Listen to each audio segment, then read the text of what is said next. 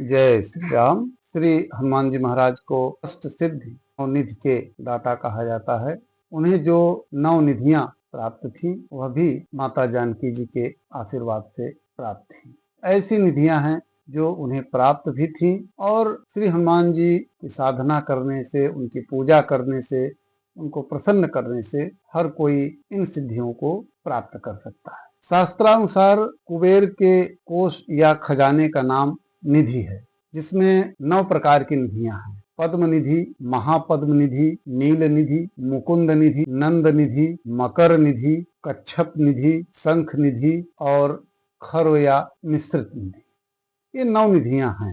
यह माना जाता है कि 9 निधियों में केवल खर्व निधि को छोड़कर शेष 8 निधियां पद्मिनी नामक विद्या के सिद्ध होने पर प्राप्त हो जाती है, लेकिन इन्हें प्राप्त करना इतना भी सरल नहीं है। ये सभी निधियां श्री हनुमान जी महाराज को माँ जानकी के आशीर्वाद स्वरूप प्राप्त है। पद्म निधि जो पहली निधि है, पद्म निधि से संपन्न मनुष्य सात्विक गुणों से युक्त होता है। उसकी कमाई संपदा भी यानी धन भी सात्विक होता है और सात्विक तरीके से कमाई गई संपदा से कई पीढ़ियों को धन धान्य की कमी कभी नहीं रहती। ऐसे व्यक्ति सोने चांदी के रत्नों से संपन्न होते हैं और खूब उदारता से दान भी करते हैं। दूसरी निधि महापद्म निधि इसको बोलते हैं। महापद्म निधि भी एक सात्विक निधि है, हालांकि इसका प्रभाव 7 पीढ़ियों के बाद नहीं रहता और इसी निधि से संपन्न व्यक्ति भी दानी होता है और 7 पीढ़ियों तक सुख ऐश्वर्य को भोगता है। तीसरी निधि है नील निधि में सत और रज, ये दोनों गुण मिश्रित होते हैं। मैंने बताया ना कि पद्म निधि में सत, महापद्म में भी सत और नील निधि में सत और रज, ये दोनों गुण मिश्रित होते हैं। ऐसी निधि व्यापार द्वारा ही प्राप्त होती। लोग जो बिजनेस व्यवसाय करते हैं, जो बिजनेस व्यवसाय करके कोई व्यवसाय करते हैं, उसमें जो कमाई करते हैं उसको नील निधि कहते हैं। इसलिए इस निधि से संपन्न व्यक्ति में दोनों ही गुणों की प्रधानता रहती है, माने सत भी होता है और रज भी होता है। और इस निधि का प्रभाव ज्यादा नहीं रहता, लेकिन 3 पीढ़ियों तक रहता है। चौथी निधि हम कहते हैं मुकुंद निधि में रजोगुण की प्रधानता रहती है, इसलिए इसे राजसी स्वभाव वाले निधि कहा गया है।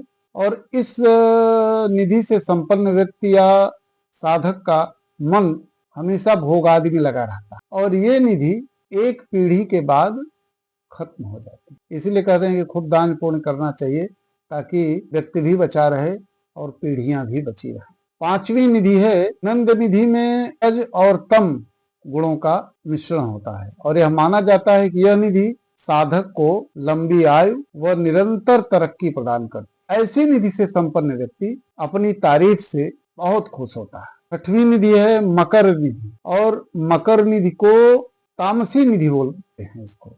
और इसी निधि से संपन्न साधक अस्त्र शस्त्र का संग्रह करता है, यानी बंदूक, राइफल, पिस्टल, ये सब लोग खरीदते हैं, संचित करते हैं। और ऐसे व्यक्ति का राज्य और शासन में बड़ा दखल होता है, वह शत्रुओं पर भारी पड़ता है और युद्ध के लिए हमेशा तैयार रहता है। और लेकिन सबसे बड़ा जो माइनस पॉइंट है कि इनकी जो मृत्यु होती है वह अस्त्र शस्त्र या किसी दुर्घटना से होती है।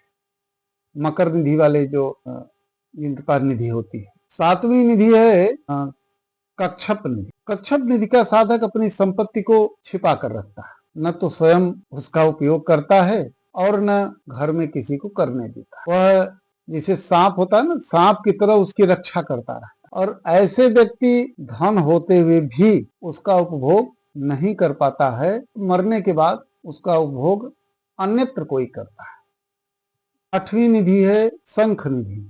शंख निधि को प्राप्त व्यक्ति स्वयं की ही चिंता, स्वयं के ही भोग की इच्छा करता रहता है। वह अपने अलावा न तो किसी के ऊपर खर्च करता है और न किसी को कुछ देता लेता है। खुद ही सारा अपने ऊपर ही खर्च करता है, खुद ही कमाता है। और वह कमाता तो बहुत है, लेकिन उसके परिवार वाले जो हैं वो सब गरीबी में जीते हैं। ऐसे व्यक्ति क्या करते हैं कि ऐसा व्यक्ति धन का उपयोग केवल और केवल स्वयं के सुख भोग के लिए करता है। उसका परिवार लंबे समय तक गरीबी से जूझता रहता है।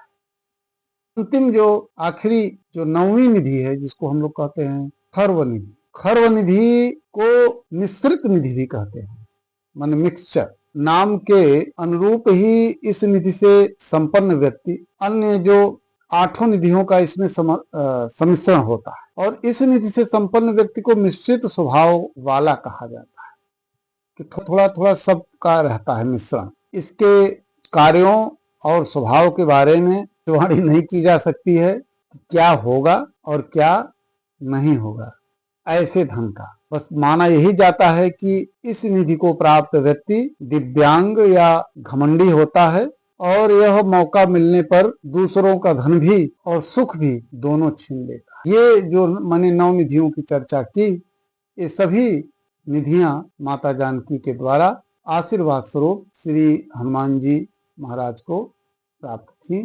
जय श्री राम।